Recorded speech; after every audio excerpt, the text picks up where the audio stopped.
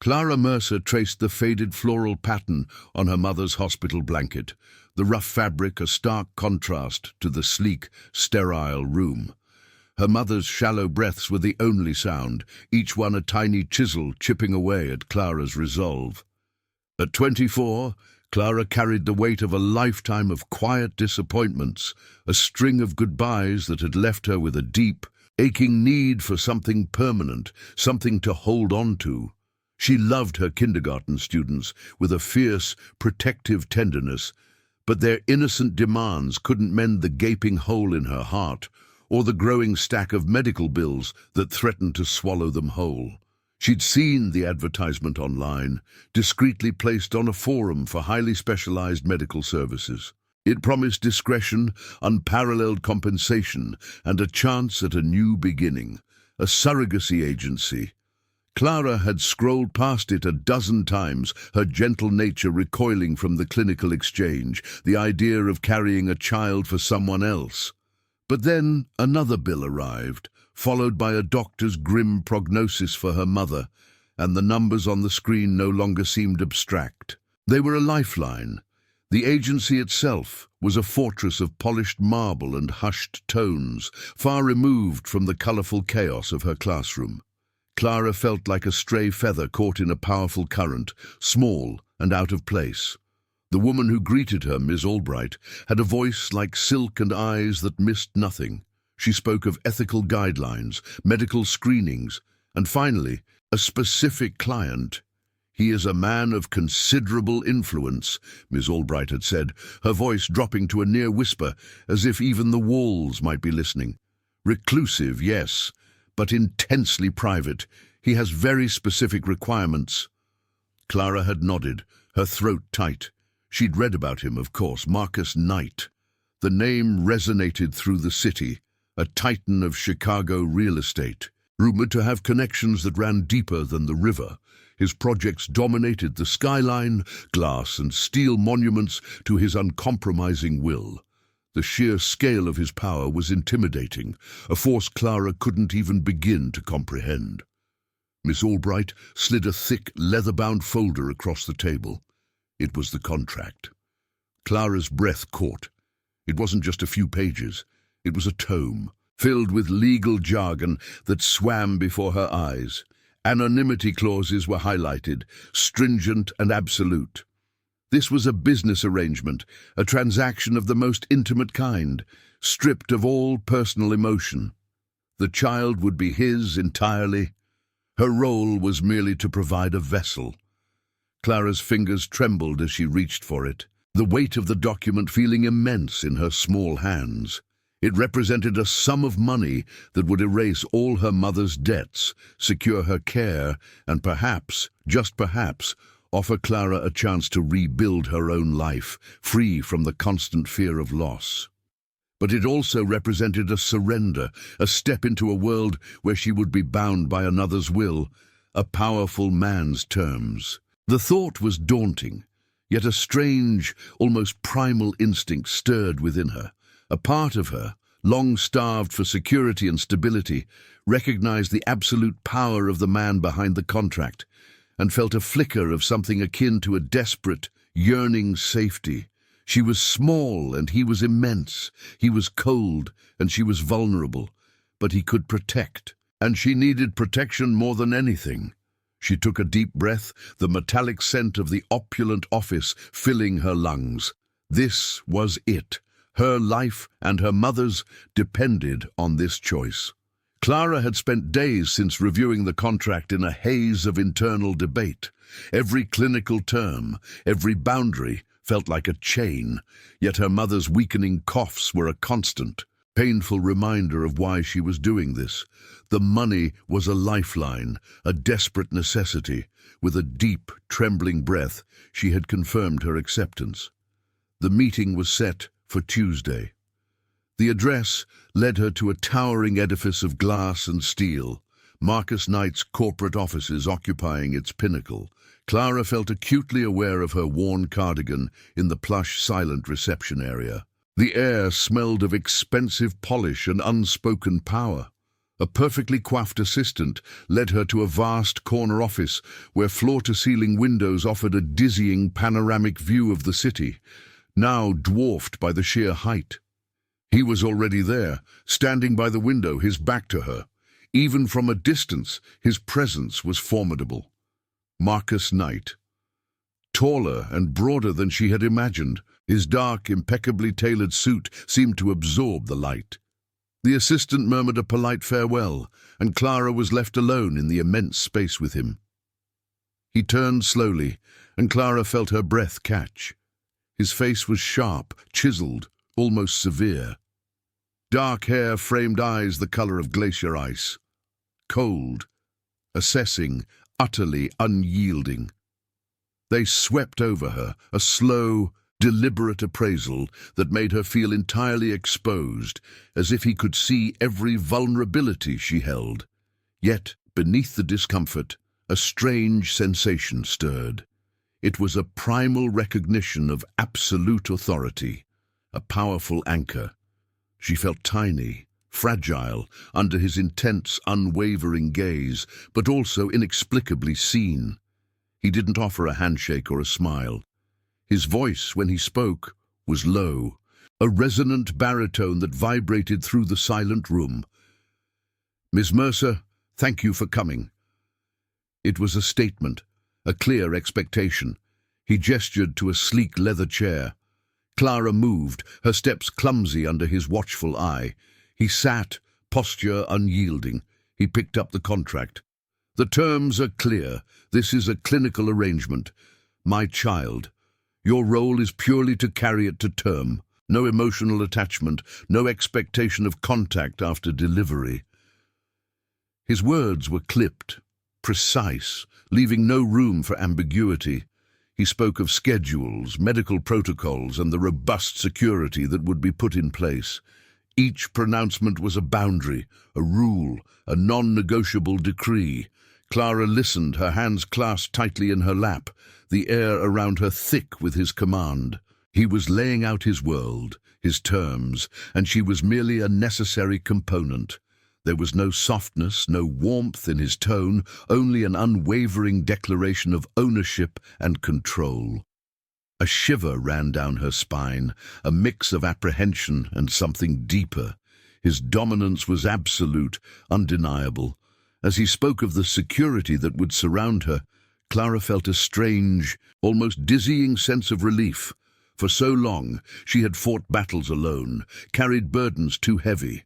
Confronted by his immense power, by the sheer force of his will, she felt a forgotten need rise to the surface. The profound desire to be safe, to be protected, to simply obey. He paused, his icy gaze meeting hers. "Do you understand these terms, Miss Mercer?" "Yes," she managed, her voice barely a whisper. He slid the pen across the desk. The contract was a formalization of his command, her submission. Her hand trembled as she reached for the pen, the cool metal a stark contrast to the sudden warmth flushing her cheeks. She signed her name, a small, looping script next to his bold signature. In that moment, Clara Mercer stepped irrevocably into his world. Bound by more than just ink and paper, she was now under his power, and for the first time in a very long time, a fragile sense of safety, born from his unshakable control, settled deep within her. The surrogacy process began with a series of appointments Clara attended alone. Weeks turned into a quiet rhythm of medical checks and instructions from Marcus Knight's staff. He remained a distant, powerful entity, a name on medical forms, a silent architect of her new reality.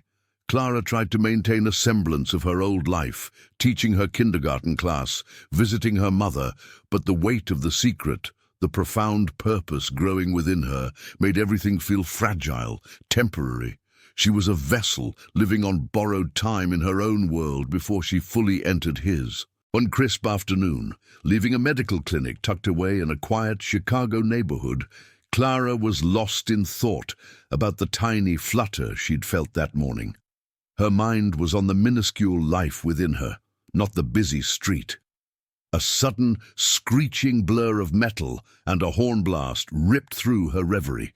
A car, speeding far too fast, swerved violently, its tires spitting gravel as it mounted the curb just inches from where she stood. Clara gasped, stumbling back, her heart hammering against her ribs. The driver cursed and sped away, leaving her trembling, shaken, and inexplicably cold, despite the autumn sun. She dismissed it as a reckless driver, a moment of bad luck, just another city hazard. But it wasn't.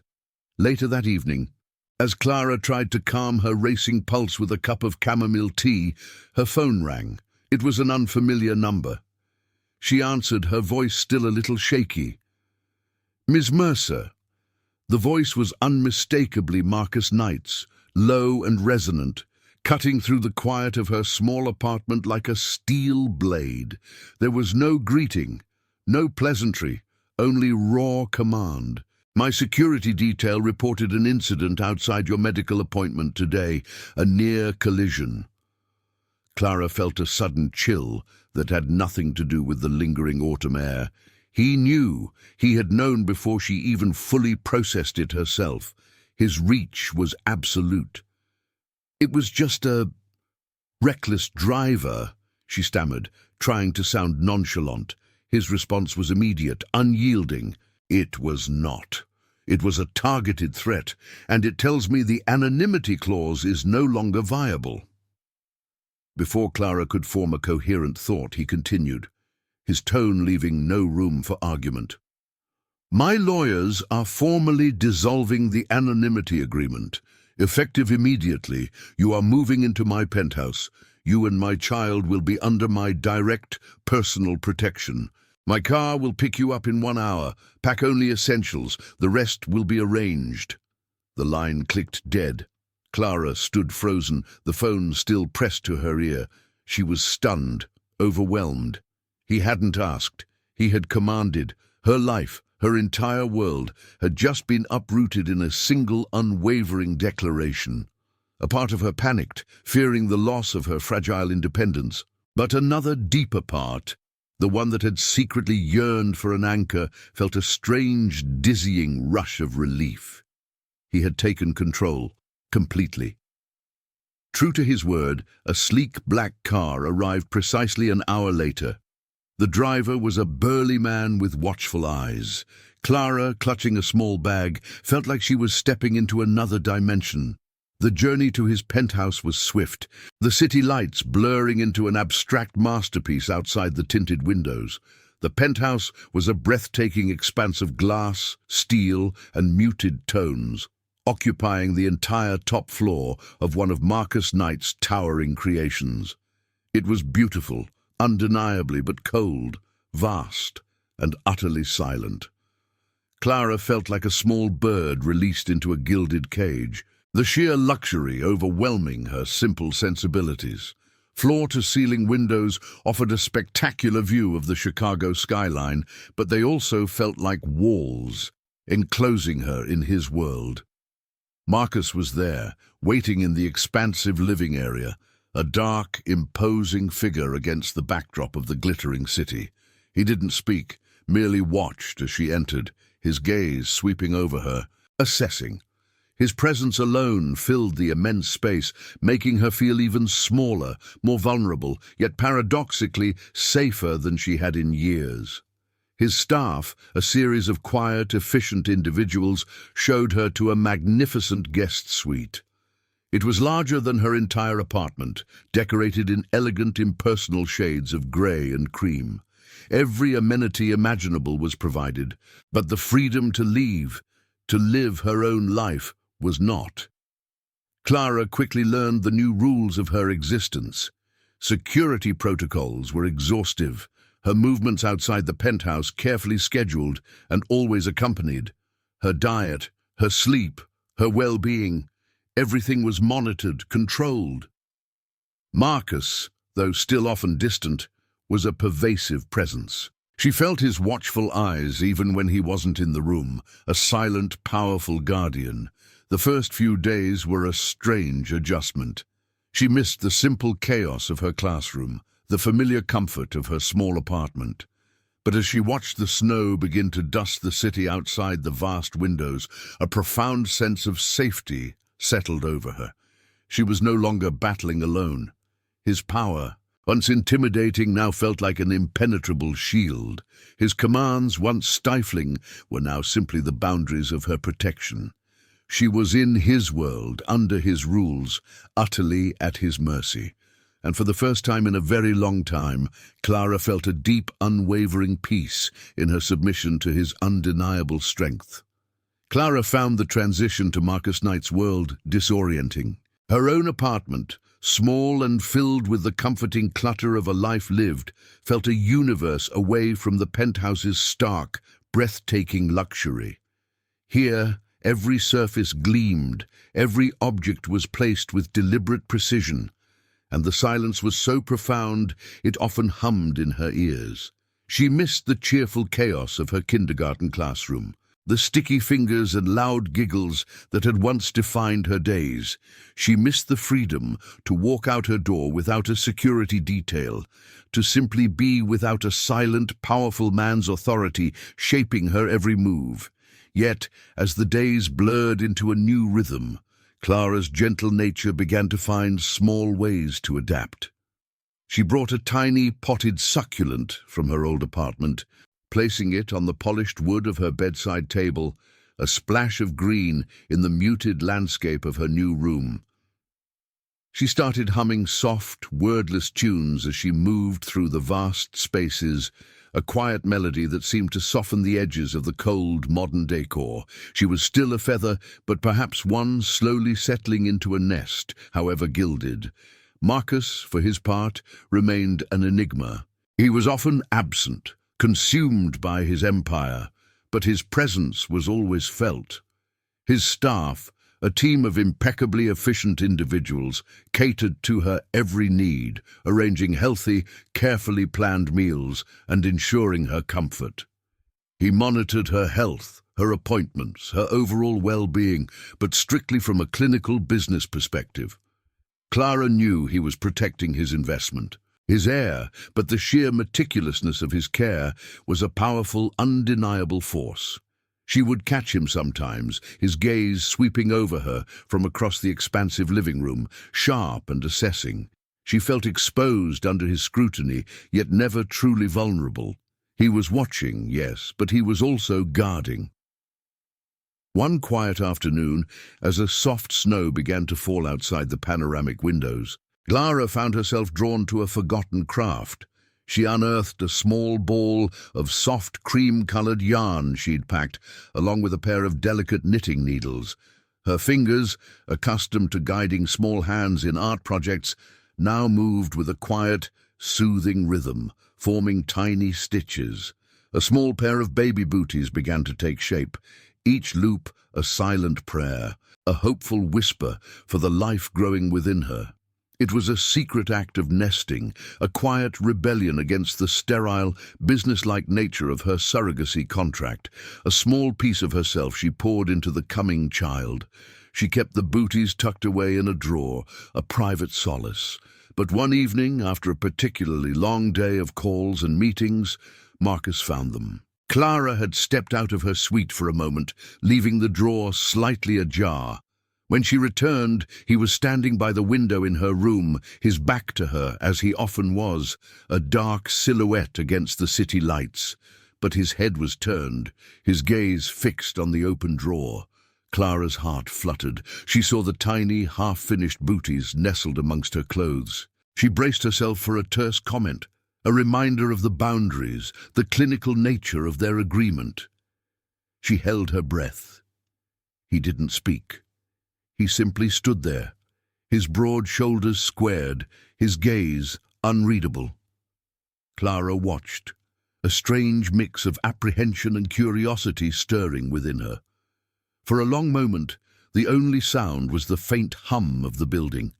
Then, slowly, he reached out, his large, powerful fingers gently nudging the soft yarn. He didn't pick them up, didn't touch them directly. He just observed them, the small, innocent creation, so at odds with the severity of his world. A flicker, swift and almost imperceptible, crossed his face. A rare moment of surprise, perhaps, or something akin to a softened curiosity. He didn't comment. He didn't need to. He simply turned, his icy gaze meeting hers for a brief, intense moment before he walked past her, his presence dominating the space as he left the room. The image of those tiny booties, a symbol of hope and vulnerable life, lingered in the silent space he left behind. Clara found a strange comfort in that unspoken moment. His power was immense, his commands absolute. But he had seen her quiet act, and he had not dismissed it. In the vast, cold expanse of his penthouse, surrounded by his undeniable authority, Clara found herself settling. She watched the snow continue to fall outside, blanketing the city in a pristine white. She was under his rules, completely within his control, but she was also utterly safe. And for a woman who had spent her life feeling adrift, that powerful, unwavering protection was a profound, addictive peace.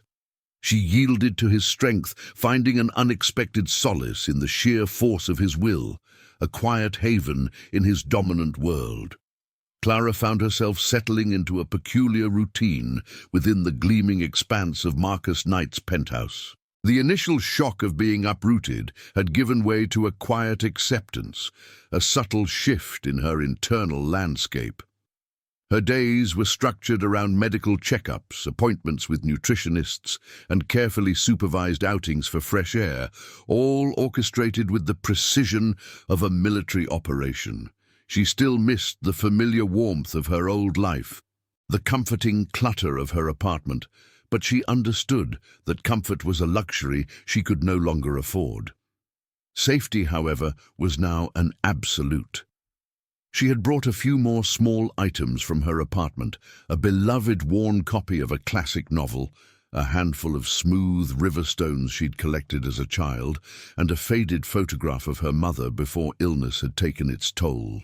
These tiny anchors in his vast world were her quiet acts of defiance, small rebellions against the impersonal perfection that surrounded her. She placed them carefully, giving her temporary space a whisper of her own gentle spirit. Marcus remained a formidable, often distant presence. He was a man of immense demands, his schedule relentless, his focus razor-sharp on his empire. Yet his watchful eye never truly left her. She would hear the low murmur of his voice through the walls of his study, the decisive click of his dress shoes on the marble floors, the quiet efficiency of his staff moving at his unspoken command. His presence, though dominant and all-encompassing, began to feel less like an imposition and more like an unshakable, powerful shield. He was the unwavering architect of her new reality, and within his meticulously constructed world, she was undeniably protected. His gestures of care were always authoritative, never asking, always providing. A new wardrobe appeared in her closet, soft, luxurious fabrics in gentle colors, chosen with an eye for comfort and discretion. She hadn't asked for them, but she found herself reaching for them, feeling the quality of the material against her skin. Meals, prepared by his private chef, were not just healthy, but exquisitely tailored to her needs and her growing appetite, delivered without question. One evening, she mentioned a slight chill, and the next day, the thermostat in her suite seemed to anticipate her unspoken comfort, maintaining a perfect, subtle warmth. It was a strange form of being cherished, detached and impersonal, yet profoundly impactful. He provided everything, preempted every need, always with an undercurrent of absolute control. She was his responsibility, his charge, and he ensured her well-being with unwavering precision. One evening, as the Chicago skyline glittered like scattered diamonds beyond the floor-to-ceiling windows, Clara stood watching the relentless fall of snow. It was a silent, beautiful blanket, muffling the city's usual roar. The penthouse felt impossibly high, a sanctuary suspended above the bustling world. She was alone in the vast living area, But the pervasive sense of Marcus's presence was a palpable thing, a deep, reassuring hum beneath the quiet. He was in his study, she knew, dealing with the unseen forces of his empire, but she felt him near, a constant, powerful anchor in her life. For so long, Clara had carried the weight of her world alone, fighting battles with doctors and insurance companies, navigating the lonely landscape of her mother's illness and her own past abandonment. She had yearned for someone strong, someone steadfast, someone who wouldn't leave. Standing there, bathed in the soft glow of the city lights, she realized a profound truth. She was completely under Marcus Knight's authority, bound by his rules, living entirely within his dominant world. And in that complete surrender, in her silent obedience to his unwavering will, she found a sense of safety she hadn't known since childhood. It wasn't just a physical security. It was a deep, soul-level peace. She looked out at the vast, cold city, feeling the warmth of his protective umbrella around her. Her natural inclination to yield to his strength, to trust in his immense power, was no longer a burden, but a profound solace. Here, with him, she was cherished in a way she never expected, utterly safe, utterly guarded, within the fortress of his control. And for the first time in a very long time, Clara felt truly, deeply at peace. Clara felt the subtle shift first, a tightening of the invisible reins around her. The security detail, once discreet, now seemed to hover more visibly. The men who accompanied her on her rare, carefully orchestrated outings were larger, their gazes sharper, scanning every shadow. She noticed the small, almost imperceptible changes in the penthouse too. New sensors by the windows, a quiet hum in the air that suggested advanced monitoring. It made her feel more watched than ever, but also, paradoxically, more secure, like a precious item encased in layers of protection. The accidents began to intensify. A delivery truck, seemingly out of control, veered sharply onto the sidewalk near her as she was being escorted from a doctor's appointment, forcing her security to pull her back with a jarring urgency. Another day, a sudden violent lurch of an elevator in a public building, the lights flickering, plunged her into a moment of pure, raw terror before it caught itself. Each time, Marcus's security reports followed swiftly, his team already investigating, already anticipating. Clara tried to dismiss them as isolated incidents, the unpredictable chaos of a vast city, but the unease gnawed at her. Even her gentle nature couldn't ignore the pattern. One evening, Marcus summoned her to his study. The room was dark, save for the glow of several monitors displaying complex financial data. And, Clara noted with a shiver, aerial maps of the city with certain areas highlighted in red.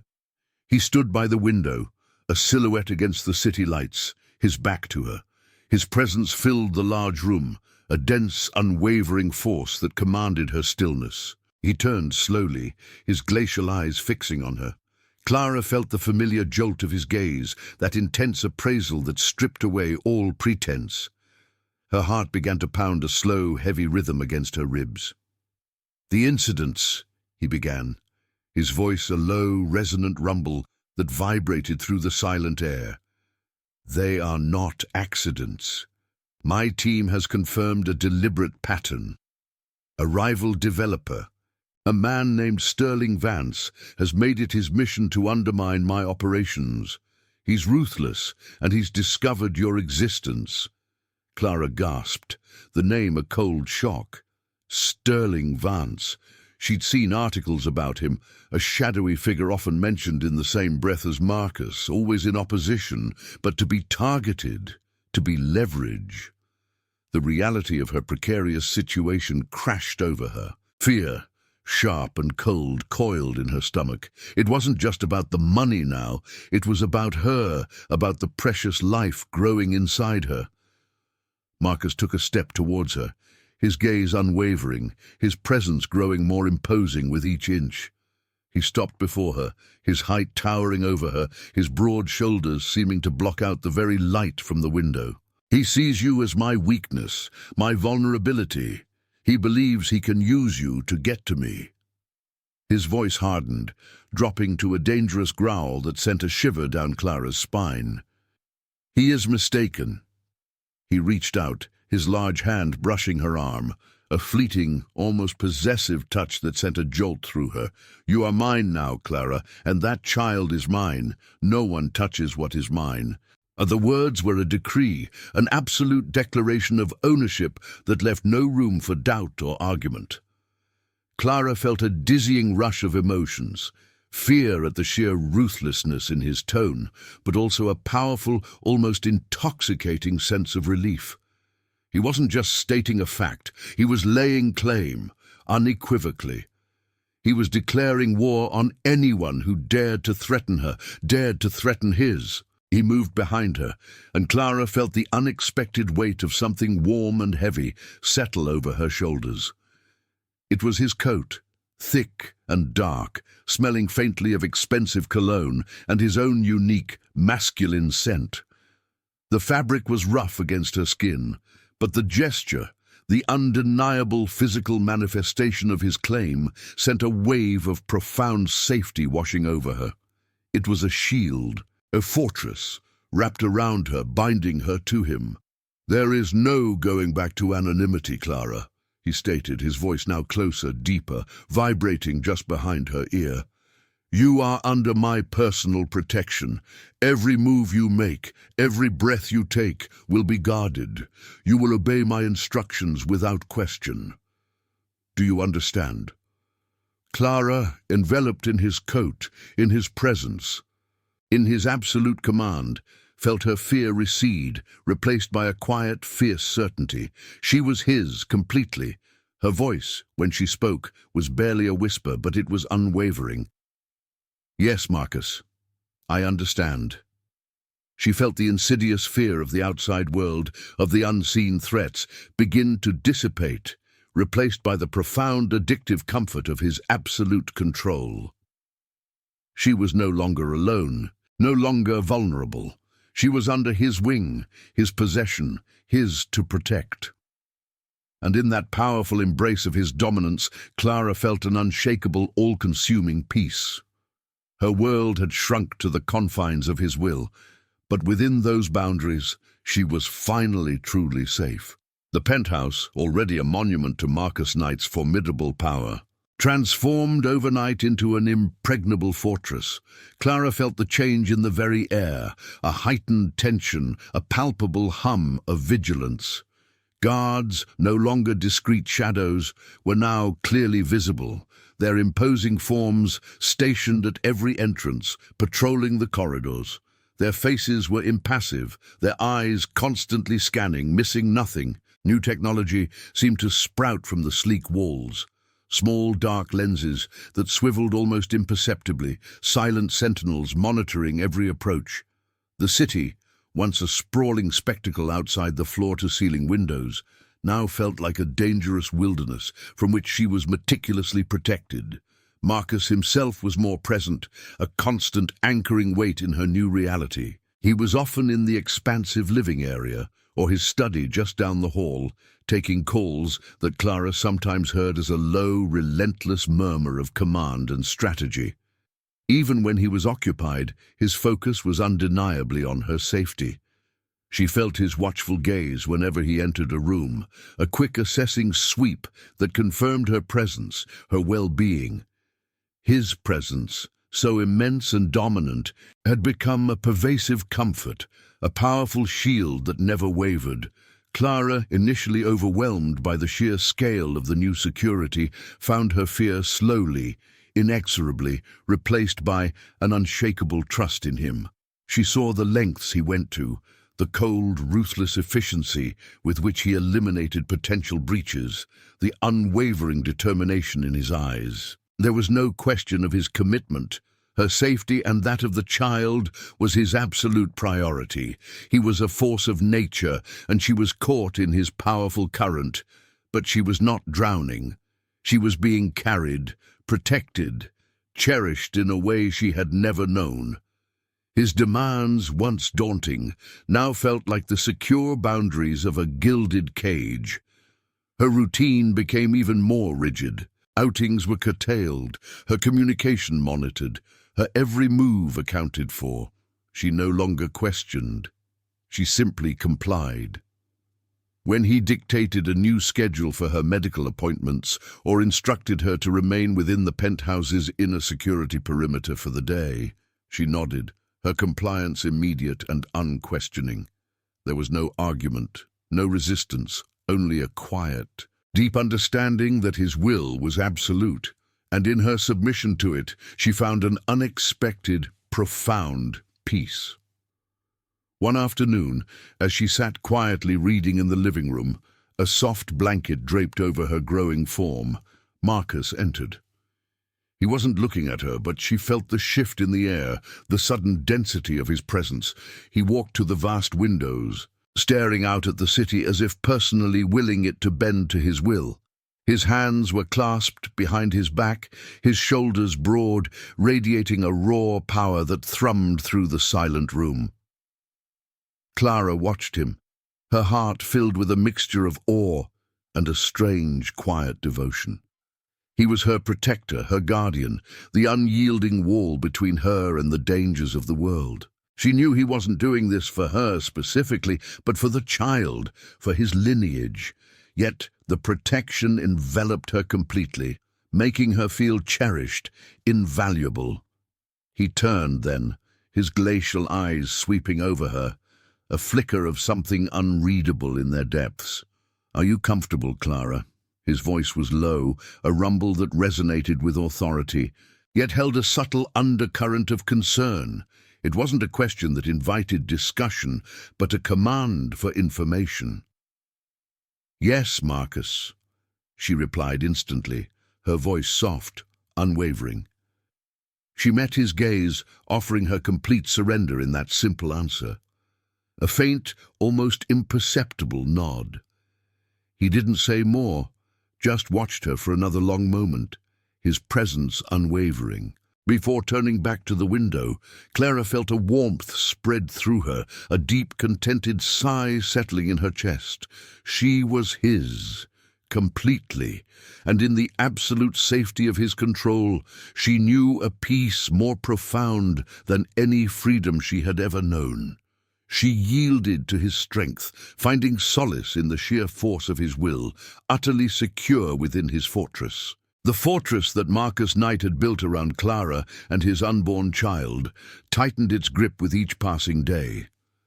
The threats, once subtle and easily dismissed, now felt like hungry eyes perpetually watching from the shadows of the city. Clara saw the new lines of tension etched around Marcus's mouth, the way his jaw often clenched, hard and uncompromising, even in repose. She felt the shift in the air, a constant undercurrent of vigilance that hummed beneath the penthouse's luxurious silence. One evening, as Clara looked out at the city lights, a dark, silent shape drifted into her peripheral vision. It hovered for a moment outside the panoramic windows, a small surveillance drone, its tiny red light blinking like a malevolent eye, before silently retreating into the vast night. A cold shiver traced its way down her spine. They knew exactly where she was. They were watching. Later, Marcus's security chief delivered a report, his voice grim. One of Marcus's long-standing associates had received a chilling message. A photograph of Clara, taken from a distance, accompanied by a single ominous word, leverage. The message was clear, direct, and utterly terrifying. They had penetrated his defenses, not physically, but psychologically, reminding him of her vulnerability. Clara watched Marcus as he took the call, his back to her, his shoulders rigid. His voice, usually a low, controlled rumble, was now infused with a dangerous edge, clipped and sharp. He was a predator preparing for a fight. Every muscle coiled, every calculation precise. He moved with a ruthless efficiency, his orders absolute, his focus solely on neutralizing the threat. He made calls that Clara couldn't quite hear, but the tone, The intensity spoke of a world far darker and more unforgiving than she could ever comprehend. She knew without a doubt that he was tapping into every resource, every connection, even the shadowy ones rumored to be part of his empire to protect her. He was utterly unwavering, a force of nature intent on preserving what was his. His ruthless streak, once intimidating, now felt like a powerful, unshakable shield. She saw the ferocity in his eyes, the cold, calculating intelligence as he moved chess pieces on a board she couldn't fully see. It was terrifying, yes, to witness such raw, unbridled power, but it was also profoundly reassuring. He would allow no one to harm her, no one to touch the life growing within her. His protectiveness wasn't gentle, but it was absolute. Clara, with her gentle nature, found herself acting as a quiet counterpoint to the escalating storm around him. She watched him work, saw the exhaustion in his posture, the strain beneath his unyielding facade.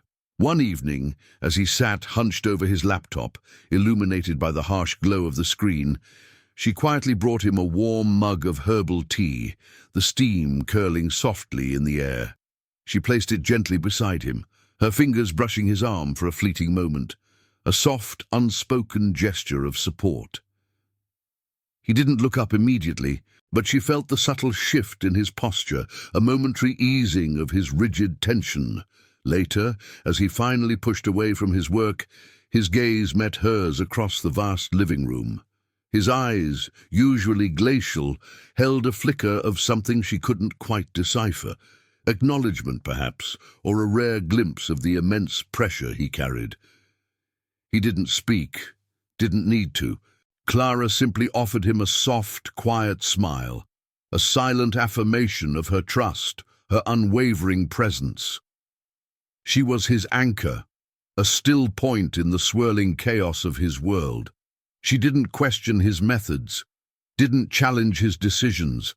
She simply existed within the secure boundaries of his will, her quiet compliance a constant source of solace to him and to herself. With every passing threat, every tightening of his control, her trust in him deepened, becoming an unbreakable bond.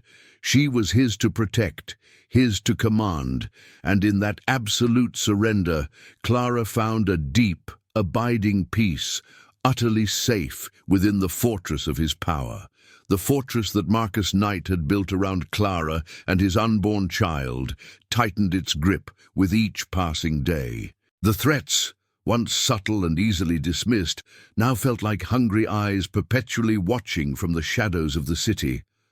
Clara saw the new lines of tension etched around Marcus's mouth, the way his jaw often clenched, hard and uncompromising, even in repose. She felt the shift in the air, a constant undercurrent of vigilance that hummed beneath the penthouse's luxurious silence. One evening, as Clara looked out at the city lights, a dark, silent shape drifted into her peripheral vision. It hovered for a moment outside the panoramic windows, a small surveillance drone, its tiny red light blinking like a malevolent eye, before silently retreating into the vast night. A cold shiver traced its way down her spine. They knew exactly where she was. They were watching.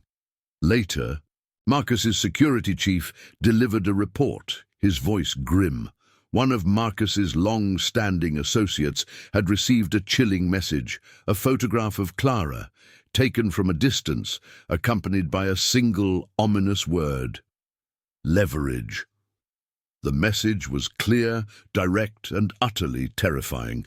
They had penetrated his defenses, not physically but psychologically, reminding him of her vulnerability. Clara watched Marcus as he took the call, his back to her, his shoulders rigid. His voice, usually a low, controlled rumble, was now infused with a dangerous edge, clipped and sharp. He was a predator preparing for a fight, every muscle coiled, every calculation precise.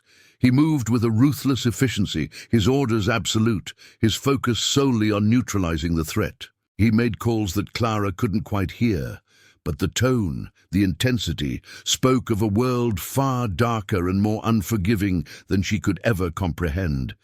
She knew without a doubt that he was tapping into every resource, every connection, even the shadowy ones rumored to be part of his empire, to protect her. He was utterly unwavering, a force of nature intent on preserving what was his. His ruthless streak, once intimidating, now felt like a powerful, unshakable shield. She saw the ferocity in his eyes, the cold, calculating intelligence as he moved chess pieces on a board she couldn't fully see. It was terrifying, yes, to witness such raw, unbridled power, but it was also profoundly reassuring. He would allow no one to harm her, no one to touch the life growing within her. His protectiveness wasn't gentle, but it was absolute. Clara, with her gentle nature, found herself acting as a quiet counterpoint to the escalating storm around him. She watched him work, saw the exhaustion in his posture, the strain beneath his unyielding facade. One evening, as he sat hunched over his laptop, illuminated by the harsh glow of the screen, she quietly brought him a warm mug of herbal tea, the steam curling softly in the air. She placed it gently beside him, her fingers brushing his arm for a fleeting moment, a soft, unspoken gesture of support. He didn't look up immediately, but she felt the subtle shift in his posture, a momentary easing of his rigid tension. Later, as he finally pushed away from his work, his gaze met hers across the vast living room. His eyes, usually glacial, held a flicker of something she couldn't quite decipher, acknowledgement perhaps, or a rare glimpse of the immense pressure he carried. He didn't speak, didn't need to. Clara simply offered him a soft, quiet smile, a silent affirmation of her trust, her unwavering presence. She was his anchor, a still point in the swirling chaos of his world. She didn't question his methods, didn't challenge his decisions. She simply existed within the secure boundaries of his will. Her quiet compliance, a constant source of solace to him and to herself. With every passing threat, every tightening of his control, her trust in him deepened, becoming an unbreakable bond. She was his to protect, his to command, and in that absolute surrender, Clara found a deep, abiding peace, utterly safe within the fortress of his power. The threats, already a constant hum beneath the surface of Clara's new life, sharpened their edge. A package, seemingly innocent, arrived at the penthouse one morning, addressed simply to C. Mercer. Marcus's security detail intercepted it before it reached her, but the implications were clear. She was being targeted directly. Marcus analyzed the contents in his study later that day, his jaw tight, a muscle ticking violently in his temple. He didn't show her what was inside, only confirming with a low growl that it was a veiled warning, a message designed to instill fear. Clara felt a cold knot of dread form in her stomach. They were getting closer. He became even more consumed by counterintelligence, his study a constant hub of hushed conversations and glowing screens. One afternoon, Clara was passing his study, intending to ask one of his staff for a specific book she wanted to read.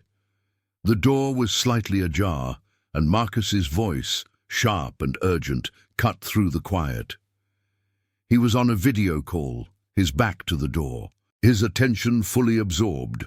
Clara paused, not wanting to interrupt. Her gaze drifted to his massive desk, cluttered with documents, maps, and a tablet left open, its screen displaying a complex network diagram. A name flashed prominently in bold red, Sterling Vance. Her eyes skimmed the lines connected to it, following a path that led to a smaller, less prominent name, Marcus Knight. Then, in brackets, almost hidden, a single devastating word caught her eye. Half-brother. Clara's breath hitched. Her heart pounded, a frantic rhythm against her ribs. Sterling Vance wasn't just a rival developer, a competitor seeking to ruin Marcus for business. He was Marcus's estranged half-brother. The revelation hit her with the force of a physical blow. adding a sickening layer of personal betrayal to the danger. This wasn't just about money or power, it was about family, about a deep, festering wound that had somehow ensnared her.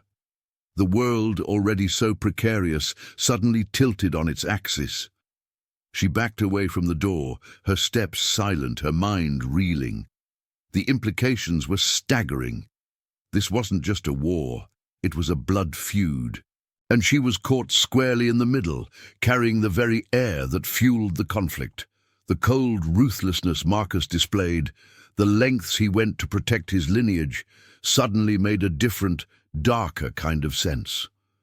As she retreated to the sanctuary of her own suite, the pieces began to fall into place. Marcus Knight, the emotionally frozen Tycoon, calculating and fiercely dominant. He had chosen surrogacy, a clinical arrangement to have a child. Why? Because he refused to risk loving someone who could leave him. The realization was a painful echo of her own past, her own abandonment issues. He built walls, not out of malice, but out of a profound, ingrained fear of vulnerability, of a love that could walk away and shatter him. He sought control above all else, to prevent the pain of loss. Clara looked at her reflection in the vast window, seeing her own small, vulnerable form. She, too, longed for a family that wouldn't leave, a connection that was permanent. But where she had yearned for love, he had sought control. His choice of surrogacy, once a cold business decision, now felt like a desperate attempt to create a bond he could never lose, a family he could own, a connection that could not betray him. The understanding settled deep within her, a quiet, profound empathy for the man who was her protector, her captor, her undeniable anchor. The threat was more personal, more dangerous than she had imagined, but so too was her connection to him. She saw his walls, his icy facade, not as impenetrable barriers, but as defenses against a pain she understood all too well. And in that moment of profound insight, Clara felt an even deeper, more complex surrender to his will, woven now with a tender understanding of the man beneath the command. Despite the reinforced layers of security, despite Marcus's relentless counterintelligence, Sterling Vance seemed to possess an almost uncanny insight into Clara's life. The threats continued, not as direct assaults, but as chillingly precise whispers. A doctor's appointment, scheduled only days in advance, would be subtly alluded to in a news article speculating on Marcus Knight's personal affairs. A specific dietary recommendation from her nutritionist, a detail Clara had only shared with a handful of trusted individuals, would surface in a veiled warning left for one of Marcus's business partners. It was a constant, unsettling reminder that someone close, someone with intimate knowledge, was feeding information to the enemy. Clara felt a profound disquiet settle over her. The penthouse, once an impenetrable sanctuary, now felt permeable, its walls unable to keep out the insidious creep of betrayal. She watched Marcus, his jaw often tight, his eyes like steel as he pored over reports, his frustration a palpable force in the quiet rooms. He tightened protocols further, isolating her even more, but the leaks persisted, tiny drops eroding her sense of security. One morning, as Clara was gently massaging a cream onto her skin, a specific brand recommended by her obstetrician for stretch marks, a detail she had mentioned only to her aunt, Martha, during a recent, carefully monitored phone call. She had complained about the cost, and Martha, ever pragmatic, had suggested a cheaper, less effective alternative, a specific drugstore brand. Later that day, a package arrived addressed to Marcus, but containing only a small, empty tube of that exact drugstore cream, accompanied by a note in a chillingly familiar script. "Some things are better left unsaid, Clara." Clara's blood ran cold. Her hands trembled, the expensive cream tube slipping from her fingers. That specific brand, that exact casual conversation with her aunt. It couldn't be a coincidence. A horrifying, sickening realization dawned on her. a cold dread seeping into her bones. It wasn't just a mole. It was someone she knew, someone she had trusted. Her own aunt, Martha, the woman who had encouraged her to take the surrogacy job, who had offered her comfort and advice through the early stages. She was the leak. She'd been selling information not just about Clara's whereabouts, but about the intimate details of her pregnancy, the very nuances of her life. The betrayal was a punch to the gut, leaving her breathless, her world reeling. Clara felt a frantic need to confirm, to confront. She knew Marcus monitored all her calls, but she didn't care. She needed to hear it, to break through the horrifying silence. Her fingers fumbled as she dialed her aunt's number, her heart hammering. Aunt Martha. Clara's voice was thin, reedy, barely recognizable. There was a moment of hesitation on the other end. "Clara, dear, is everything all right?" Martha's voice was too bright, too innocent. "The cream, Aunt Martha," Clara whispered, her voice laced with accusation. "The drugstore brand and the note. How did Sterling Vance know?" The silence that followed was deafening, thick with guilt. Then Martha's voice, lower now, defensive. "Clara, I needed the money, your mother's bills, our own struggles. He promised it would only be small things, harmless details. He said he wouldn't hurt you." Clara felt the floor drop out from under her. The walls of her carefully constructed peace shattered. Her own family, the very people she was trying to save.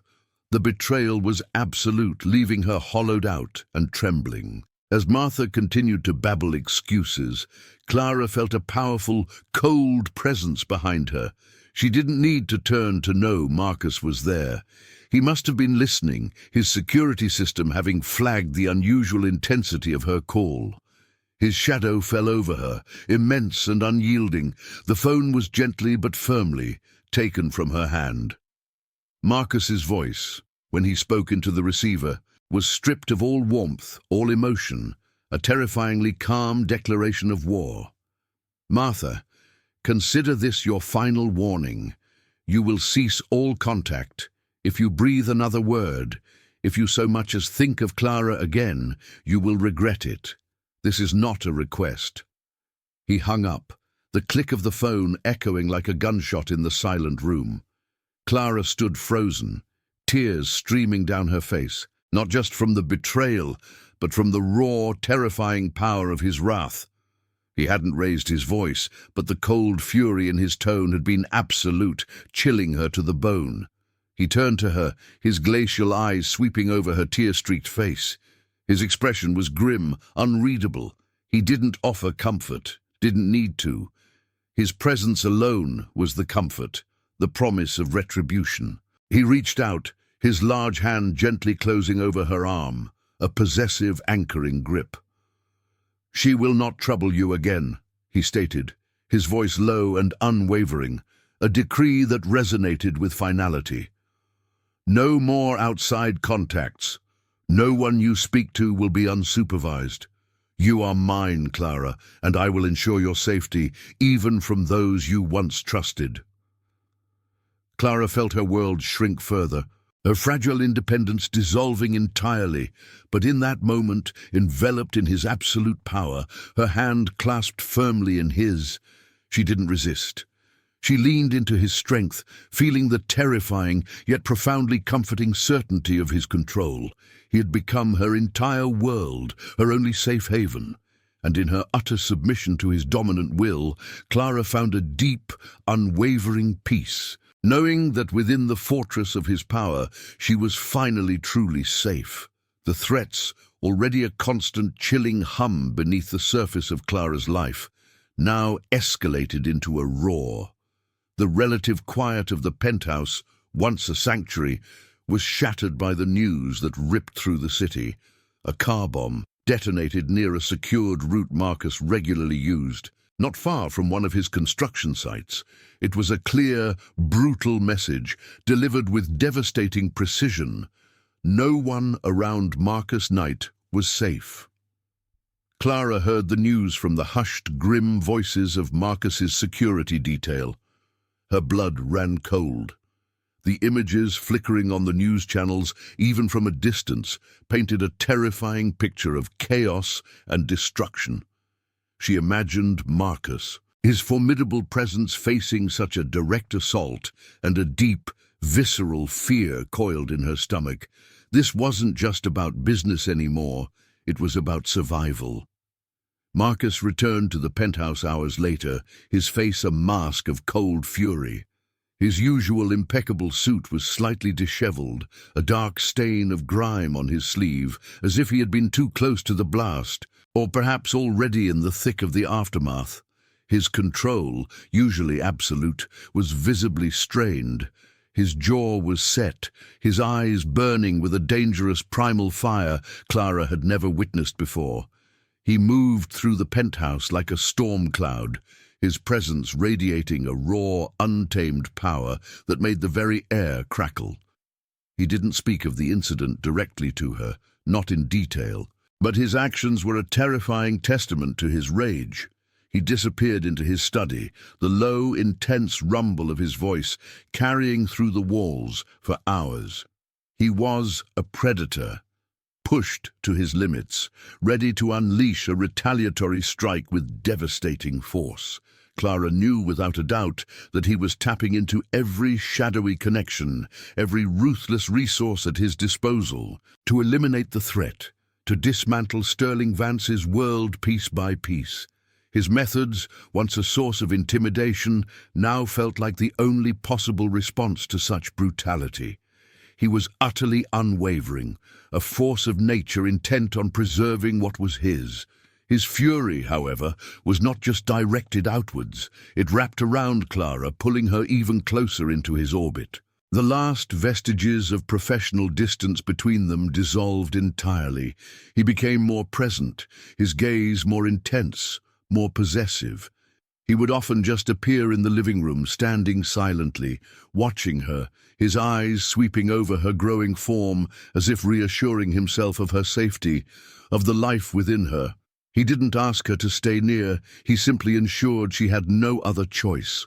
Her world, already small, shrunk to the confines of the penthouse, and specifically to the rooms where he was. One evening, as the city lights blurred outside the vast windows, Clara watched him pacing the length of the living room. His broad shoulders hunched slightly, the strain of endless battle etched on his face.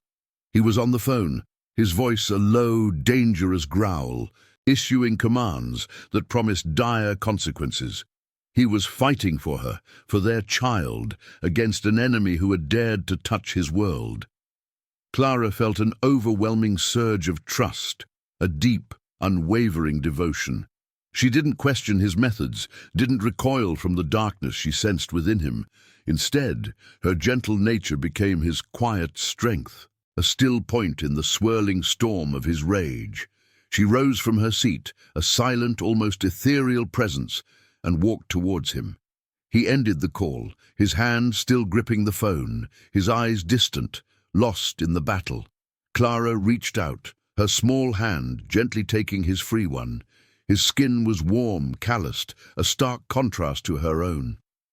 She didn't speak, just squeezed his hand softly, a silent gesture of her unwavering presence, her complete faith. He looked down at their joined hands, then up at her face. His glacial eyes, for a fleeting moment, seemed to soften, a flicker of something raw and vulnerable in their depths. It was gone, as quickly as it came, replaced by the familiar mask of steely resolve, but the connection, the unspoken understanding, lingered. He didn't pull away. Instead, his grip tightened around her hand, a possessive, anchoring hold. He was pushed to his limits, his control tested, but her steadfastness, her quiet, unwavering trust, seemed to remind him of what he was fighting for. He was her protector, her shield, her unyielding force in a world gone mad, and in his powerful, almost primal need to keep her safe, to hold her close, Clara found an even deeper, more profound peace. She was his, completely and utterly, bound by a force stronger than any contract, and within the fortress of his absolute control she knew a safety that transcended all fear. The air in the penthouse crackled with a new, sharper tension. Clara felt it in the hushed urgency of Marcus's staff, in the way Marcus himself moved, with a coiled, predatory grace, every action deliberate, every decision final. He was preparing for the inevitable, for the final confrontation with Sterling Vance, and Clara knew, with a chilling certainty, that the storm was about to break.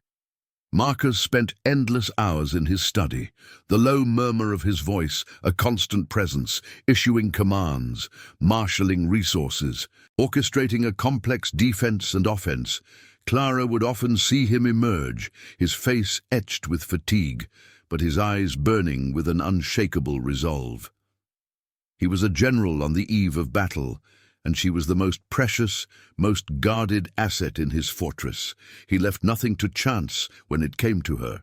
He gave her detailed instructions, every word a precise command. "You will remain in the inner suite," he dictated one morning, his voice low and firm. "Under no circumstances are you to leave it without my direct clearance. All meals will be brought to you. My security chief will conduct regular checks. Understand?" Clara nodded, her compliance immediate. There was no room for argument, no desire to question. In the face of such absolute determination, such meticulous planning for her safety, she found a profound sense of security. His orders were not restrictions. They were the very threads of her protection, woven by his unwavering will. He ensured every contingency was covered. Backup power, emergency communication, secure routes, every detail was meticulously planned, every possible threat anticipated. Clara watched him, a quiet awe growing within her. He was relentless, utterly dedicated to safeguarding her and the child, a powerful, unyielding force against the chaos of the outside world. He spoke of his assets and his legacy, but the fierce protectiveness in his eyes, the absolute intensity of his focus, transcended mere possession. One late evening, the city lights blurred into streaks of gold and silver beyond the vast windows. Marcus finally emerged from his study, the silence of the penthouse deepening around him. He walked slowly towards Clara, who was curled on a sofa, a book unread in her lap. The weight of his presence was immense, filling the entire space, making her feel small, yet perfectly seen. He stopped before her, his large frame towering. The lines of fatigue around his eyes were more pronounced, but his gaze, when it met hers, was piercing, almost raw. There was no need for words, no gentle preamble. His eyes swept over her, a slow, possessive appraisal, lingering on the gentle curve of her stomach. It wasn't a look of affection, not in the way she understood it, but something far deeper, more primal. A fierce, unyielding claim. He reached out, his hand large and strong, covering hers where it rested on her lap, his fingers curled around hers, a warm, anchoring weight. In that silent touch, Clara felt an unspoken promise, a vow made not with words, but with the very essence of his being. No one will ever harm what is mine. The message resonated through her, clear and absolute. He didn't speak of love, but his protectiveness, his dominance, was a profound declaration of commitment, a silent oath that he would tear the world apart to keep her and their child safe. Clara looked up into his eyes, her own filled with a quiet, unwavering trust. She sensed the gravity of the coming storm, the sheer ruthlessness he was prepared to unleash. But instead of fear, a deep, settling peace spread through her. Her life was completely intertwined with his now, her fate bound to his formidable will. She was no longer just a surrogate, a vessel. She was his to protect, his to command, his to keep. She squeezed his hand softly in return, a silent affirmation of her own. Her gentle nature yielded completely to his strength, finding a powerful, intoxicating solace in her surrender. She welcomed this bond, this absolute certainty of his protection, this unbreakable tether that had pulled her from the wreckage of her past. She had found her anchor, her unwavering constant. Within the fortress of his power, Clara was not just safe, but cherished, utterly secure in the shadow of his dominant, unspoken vow. The biting wind whipped Clara's hair across her face, carrying the sharp scent of cold steel and damp concrete. It was late evening, and a fine, persistent snow had begun to fall, dusting the skeletal frames of Marcus Knight's newest high-rise with a shimmering, ethereal white. He had insisted she accompany him on what he called a final security sweep of the site before the night crews arrived. Clara had felt a tremor of apprehension at the sheer scale of the unfinished structure, its vast, dark spaces looming against the bruised twilight sky, but she trusted him implicitly. If Marcus said it was safe, if Marcus said she should be there, then she would be. Her life, her safety, was entirely in his hands. His hand had been a firm, reassuring presence at her lower back as they navigated the temporary walkways, the rumble of his voice providing a steady narrative of his vision for the building. His heavy coat, which he had insisted she wear, enveloped her, a warm, protective cocoon against the penetrating cold. She felt small beside his imposing height, fragile amidst the raw power of his empire, but utterly secure. They had reached an open floor, high above the city, where the wind whistled through empty window frames like a mournful sigh.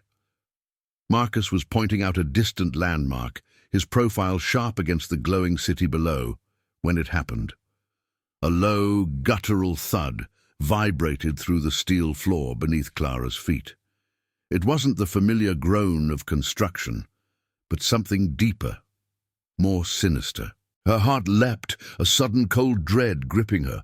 Before she could even process the sound, before a gasp could escape her lips, Marcus moved. He was a blur of speed and raw instinct. His hand, once a gentle guide, became a vice, slamming against her back, shoving her forward with a force that stole her breath. Down!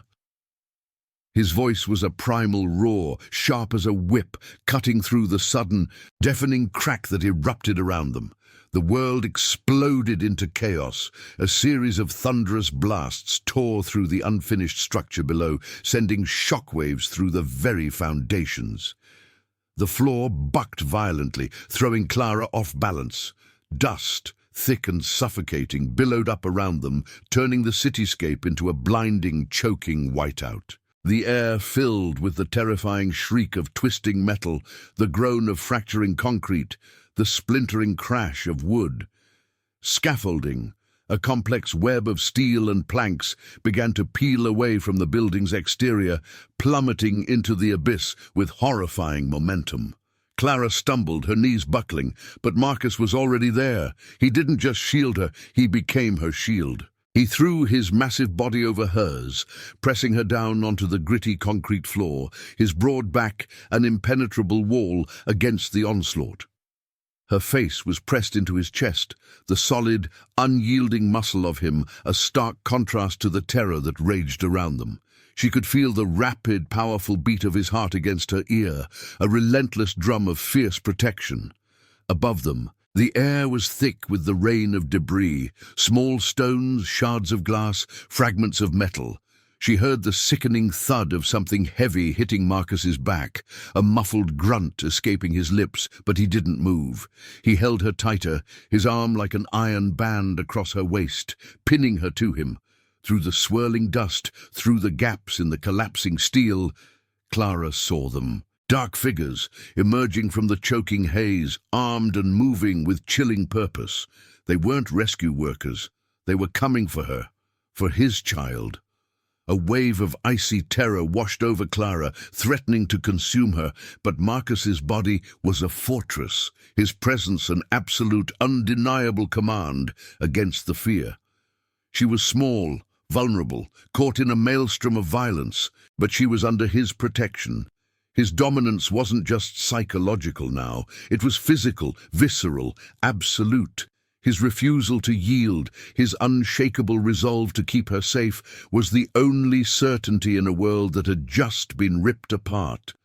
She clung to him, pressing herself closer, finding a profound, addictive peace in the sheer, unyielding force of his will. He was her protector, her anchor, the only thing that mattered in the terrifying, collapsing world. The world was a maelstrom of dust, screams, and the terrifying shriek of twisting metal. Clara, pinned beneath Marcus, felt the reverberations of explosions deep in her bones. His body was a living shield, hard and unyielding, absorbing every impact. She could hear his breath, ragged and fierce, above her, and the low, dangerous growl that ripped from his throat when the first of the armed figures reached them. He moved with a savage intensity that was both horrifying and profoundly reassuring. Clara couldn't see the full extent of the brutal combat. Her face pressed against the rough fabric of his coat, but she felt every jarring impact, heard the sickening crack of bone, the wet thud of fists against flesh. Marcus was a whirlwind of violence, a dark angel of protection. His roars were primal, guttural, a sound of absolute fury that made the blood pound in her ears. She heard the sharp, terrifying crack of a gunshot, then another, the acrid smell of gunpowder stinging her nostrils.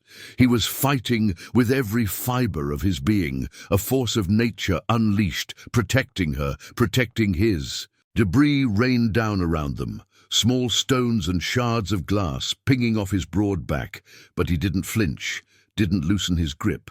His arm, like an iron band across her waist, held her immobile, secure. She felt a searing pain momentarily flare from his shoulder, a muffled grunt escaping his lips, but he merely tightened his hold, his body shielding hers completely. Clara squeezed her eyes shut, terrified, yet clinging to him with an unshakable trust. Her fear was immense, a cold, breathless wave, but it was overshadowed by the fierce, absolute certainty that as long as Marcus was there, as long as he held her, she would be safe. She was witnessing the brutal lengths he would go to for her, for the child, and in that terrifying display of raw power, her devotion to him solidified, becoming an unbreakable, visceral bond. She didn't try to run, didn't even consider it. Her place was with him, beneath him, protected by him. Every violent blow he delivered, every shot he fired, was a testament to his unwavering will, his absolute command over their survival. She was utterly surrendered to his strength, finding a strange, profound peace in her complete submission to his dominance, even amidst the chaos. He was her anchor in the collapsing world, her only certainty. Then, through the ringing in her ears, through the diminishing roar of the collapsing structure, new sounds began to penetrate, distant sirens growing louder, and the shouts of men, not of attack, but of urgency, of rescue. Lights, flashing red and blue, began to cut through the dust-filled air, painting the scene in stark, flickering hues. Slowly, carefully, Marcus shifted. His body, bruised and likely battered, still felt like an impenetrable fortress as he gently helped her to sit up. Clara looked at him, her heart aching. His face was grim, streaked with dust and a smear of blood near his temple. His left arm hung awkwardly, but his glacial eyes, though weary, still burned with an unyielding intensity, scanning their surroundings, ever vigilant. Rescue crews, clad in reflective gear, swarmed the site, their voices calm and authoritative amidst the lingering dust. One approached them, a paramedic, his eyes wide with shock as he took in Marcus's imposing form, Clara's dust-covered face, and the sheer devastation around them. "Ms. Mercer, are you injured?" the paramedic asked, his voice gentle. "We need to get you out of here. We can relocate you, a new identity, away from all this." He gestured vaguely at Marcus, at the wreckage, at the shadowy threat that still felt palpable in the air. The words were an offer of freedom, of separation, of a life away from the man who had pulled her into his dangerous world. Clara looked at the paramedic, then at Marcus, whose hand, though bloodied and bruised, still held hers in a firm, possessive grip. His gaze, unreadable, rested on her, awaiting her response. Her mind didn't even hesitate. There was no choice to be made. She was covered in dust, shaken to her core, but a quiet, fierce resolve burned within her. She squeezed Marcus's hand, a silent affirmation of her absolute trust, her unwavering devotion. Her voice, though soft, was clear and steady, cutting through the paramedic's worried tones.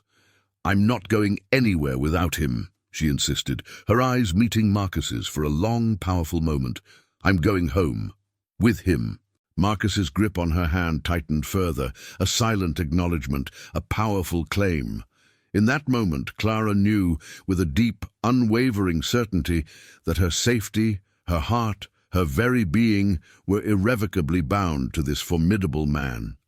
His power, his dominance, his unwavering protection was her home, and she would never, ever leave. The ambulance ride was a blur of hushed voices and efficient movements, but Clara felt anchored, her hand still clasped in Marcus's. He had refused extensive medical care at the site, his will unwavering even with a clearly injured arm and several deep bruises. He insisted on returning to the penthouse, surrounded by his own medical team, his own control. Clara sat beside him, dust-covered and trembling, but utterly resolute. His decision was her decision, his home, her home. Weeks blurred into a quiet, intense period of recovery and resolution. Marcus's formidable network moved with ruthless efficiency. Sterling Vance, his half-brother, was dealt with, his empire dismantled, his threats silenced through means Clara didn't ask about, but instinctively understood, were absolute and irreversible. Her aunt, Martha, was quietly cut off, her betrayal leaving a raw, aching wound in Clara's heart, but also reinforcing the stark reality that Marcus was her only true protector now. The profound silence that followed the storm was a heavy blanket, enveloping them in a new, unshakable peace. Marcus's injuries were tended to with meticulous care, Clara often finding herself drawn to his side. His left arm was in a sling for a time, a stark reminder of his willingness to shield her with his own body. She would sit quietly with him in the vast living room, often when he was on calls, his voice still low and commanding, but with an underlying weariness she hadn't noticed before. Her gentle hand would sometimes reach for his uninjured one, a quiet, unspoken gesture of comfort and devotion. He never pulled away. His fingers, large and strong, would simply curl around hers, a warm, anchoring weight. The experience had irrevocably altered their dynamic. The last vestiges of professional distance, of the clinical contract, had been burned away in the chaos of the high-rise. He no longer kept her at arm's length. His dominance was still absolute, his commands unwavering, but now it was infused with an undeniable tenderness, a fierce possessiveness that held her close. He would watch her, his glacial eyes softening almost imperceptibly as she moved through the penthouse, a profound, unreadable expression on his face. He made sure she was comfortable, safe, protected, not just as his surrogate, but as an indispensable part of his new world. Clara, in turn, fully accepted her place by his side. She was no longer just a vessel for his child, she was his. She tended to him, not just with her hands, but with her quiet, unwavering presence. She brought him his tea, adjusted his pillows, offered him silent company as he worked. She found a deep, abiding satisfaction in caring for him, in knowing that her gentle strength could offer him solace amidst the darkness of his world. One afternoon, as Marcus was having his arm rebandaged by his private nurse, Clara sat nearby, a book forgotten in her lap. He caught her gaze, his eyes holding hers for a long, quiet moment. There was a vulnerability there she hadn't seen before, quickly veiled, but present. He was healing, physically and emotionally, and she was an integral part of that process. Looking at him, at the formidable man who had fought through fire and steel for her, Clara felt a profound certainty settle deep within her heart. For so long, she had secretly longed for a family that wouldn't leave, for a protective anchor in her adrift life. She had found it, not in the way she ever expected, but in the unwavering, absolute protection of Marcus Knight. He was her fortress, her unyielding shield, her constant. Her world had shrunk to the confines of his, her will now inextricably linked to his command. But within those boundaries, under the shadow of his immense power, she was not just safe, but cherished.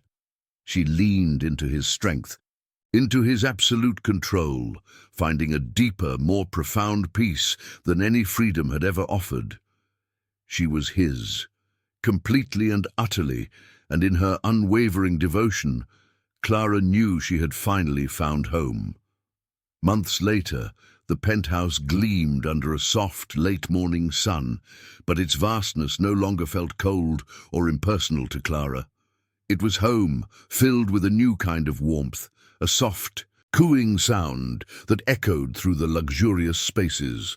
Clara sat by the floor-to-ceiling windows, the city skyline a familiar backdrop, gently rocking their baby.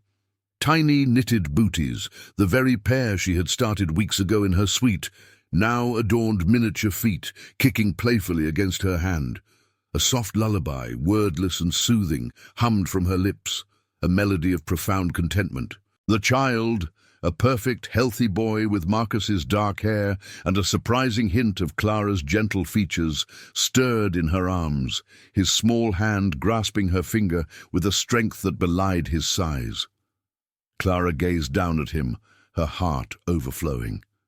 This was the family she had secretly yearned for, the connection that wouldn't leave, the love that felt as vast and unshakable as the city outside. She was no longer adrift, she was anchored completely and irrevocably in a world she never imagined. In the next room, the low, steady rumble of Marcus's voice filtered through the soundproofing. He was on a call, she knew, dealing with the unseen forces of his empire. His reputation in Chicago had only grown darker, more formidable, whispered about in hushed tones in boardrooms and shadowed back alleys.